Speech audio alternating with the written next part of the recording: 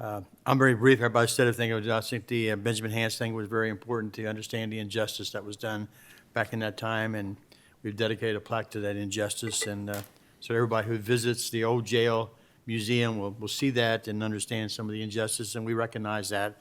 And hopefully things will get better in our life as we go through. Also, I went through the booth through at Joe St. Clair's barn. Man put out a hell of a show. That's all I can say about it. And it was very interesting to drive through and see all the work that he and his family and volunteers put into it. And so it's great that we got people like this in our community that works hard to do that. And a shout out also to him and his group in taking care of the St. Columbus 100 at the St. George's Island. It's not St. Columbus Island. And they did have some damage out there, like Commissioner O'Connor said, and hopefully that'll be incorporated. I think they're being inspected, or he's trying to get inspected today. So we'll see what happens. But they definitely had a big damage to their.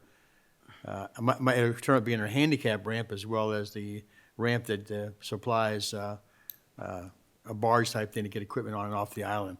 So it's going to be an important, probably a large amount of money to deal with that, no doubt about it. Of course, it's a state project more than anything else. We just approved almost $2.4 million for funding to get this hub put up in Lexington Park. It is vital. There's no doubt that not only physical but mental health also issues haunt a lot of us, and we need to make sure that people have a place to go, or at least be aware of what they can do before they make some very bad decisions in their life. So I'm all for some kind of health hub to do this. Mr. Stauffer, I didn't know him very well. I knew his brother, I think it's Dave, who has the engine shop up there. I think it's his brother.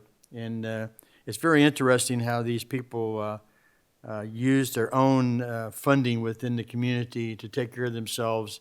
They don't depend on the government whatsoever.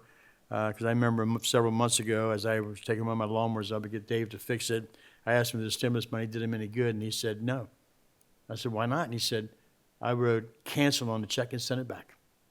We don't use government help.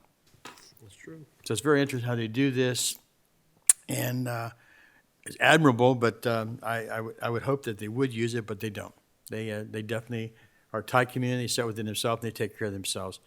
But the man who was lost up there was a very vital part of their community, and plus not only our community, but statewide in the produce auction and the distribution up that area.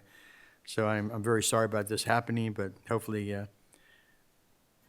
things will get better. We got to start paying attention. And I'll say one thing to people driving. I still see a lot of this. I know these phones are great to have in life, but please stay off of them when you're driving.